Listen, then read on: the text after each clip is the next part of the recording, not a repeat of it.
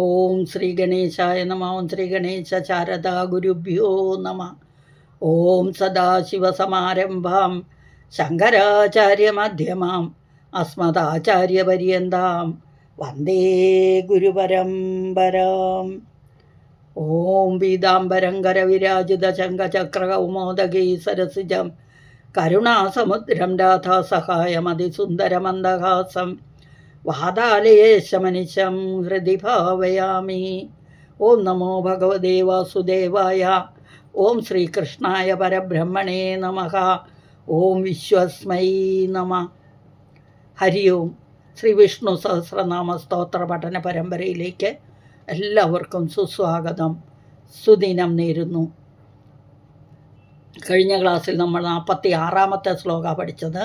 46-ാമത്തെ ശ്ലോകം പഠിച്ചു കഴിഞ്ഞപ്പോൾ 435 നാമങ്ങൾ പഠിച്ചു. ഇന്ന് നമുക്ക് 47-ാമത്തെ ശ്ലോകം പഠിക്കാം. ശ്ലോകം വായിക്കാം. അനിർവിണ്ണസ്തവിഷ്ടോ ഭൂഹോ ധർമ്മയൂപോ മഹാമഖഃ നക്ഷത്രനേമിർനക്ഷത്രീ ക്ഷമക്ഷാമസമീഹനഃ.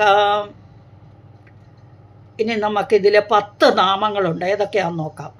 അനിർവിണ്ണഃ, സ്തവിഷ്ടഃ, അഭൂഹു, ധർമ്മയൂപഃ, മഹാമഖഃ, നക്ഷത്രനേമിഃ, നക്ഷത്രീ, ക്ഷമഃ, ക്ഷാമഃ, സമീഹനഃ. ഒന്നുകൂടെ പറയാം. അനിർവിണ്ണഃ, സ്തവിഷ്ടഃ, അഭൂഹു, ധർമ്മയൂപഃ, മഹാമഖഃ, നക്ഷത്രനേമിഃ, നക്ഷത്രീ, ക്ഷമഃ, ക്ഷാമഃ, സമീഹനഃ. ഇനി നമുക്ക് ഓരോ ശ്ലോകം എടുത്തിട്ട് അർത്ഥം നോക്കാം. അനിർവിണ്ണസ്തവിഷ്ടോ ഭൂർധർമ്മയൂപോ മഹാമഖഃ നക്ഷത്രനേമിർനക്ഷത്രീ ക്ഷമക്ഷാമ സമീഹനഃ. സ്തവിഷ്ടോ ഭൂർധർമ്മയൂപോ. ഒന്നിച്ചും ചൊല്ലാം. സ്തവിഷ്ടോ ഭൂഹു ധർമ്മയൂപോ മഹാമഖ. അങ്ങനെയും ചൊല്ലാം. ആദ്യത്തെ നാമം അനിർവിണ്ണഃ. അനിർവിണ്ണഃ മനം മടുപ്പ് അഥവാ ഖേദമില്ലാത്തവൻ. നിർവിണ്ണൻ എന്നാൽ ഇഷ്ടപ്രാപ്തി അസാധ്യമായതുകൊണ്ട് മനം മടുത്ത് ദുഃഖത്തിൽ നിന്ന് വലയുന്നവൻ, ദുഃഖത്തിൽപ്പെട്ട് വലയുന്നവൻ. ദുഃഖത്തിൽ നിന്നല്ല, ദുഃഖത്തിൽപ്പെട്ട് വലയുന്നവൻ. എല്ലാ ഇച്ഛകളും സങ്കല്പമാത്രത്താൽ കൈവരുന്ന എല്ലാ സൽഗുണ സമ്പന്നനായ 6 ഗുണങ്ങളും തികഞ്ഞ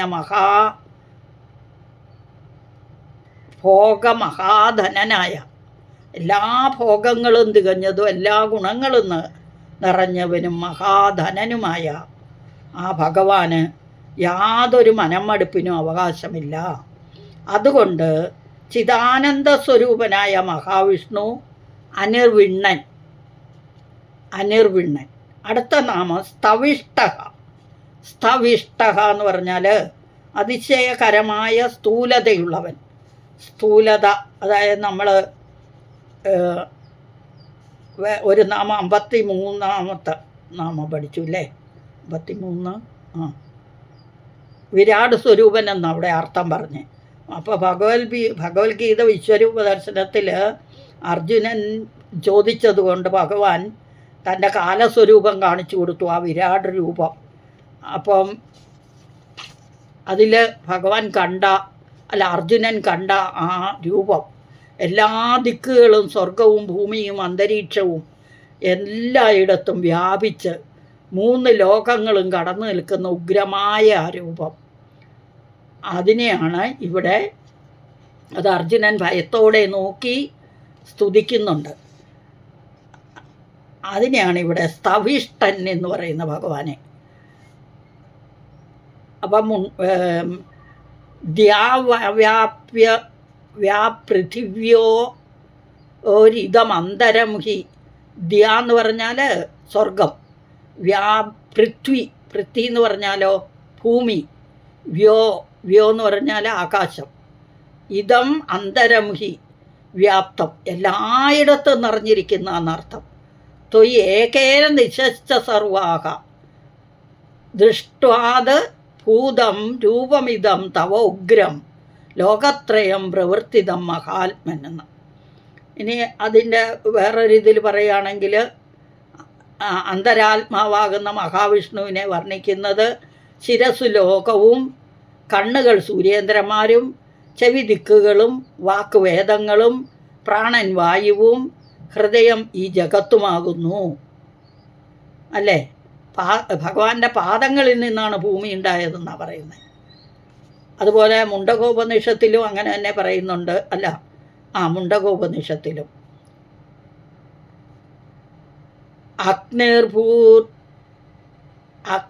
അഗ്നിർമൂർത്ത ചക്ഷുഷി സൂര്യചന്ദ്രൗ മൂർത്താവ് അല്ലേ? മൂർത്താവ്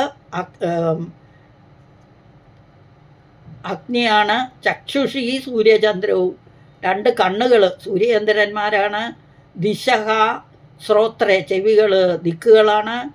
വാഗ്വി വൃതാശ്ച വേദാഹ വാക്ക് അത് വേദങ്ങൾ.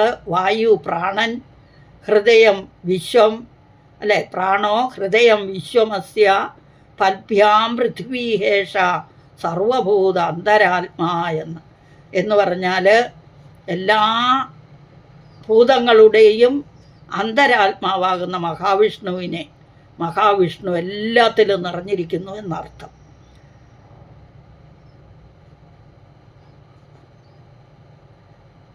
അതുപോലെ തന്നെ ഈ ആത്മാവായ വൈശ്വാനരന് സുതേജസായ ഭൂലോകം മൂർത്താവ് തന്നെയാകുന്നുവെന്നും വിശ്വരൂപനായ ആദിത്യന് ചക്ഷുസ്സും പ്രാണനുമാകുന്നു.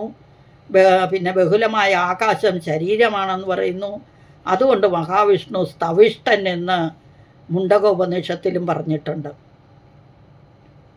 ഇനി ചാന്തോക്യ ഉപനിഷത്തിലും അത് സെയിമാണ് പറയുന്നത്.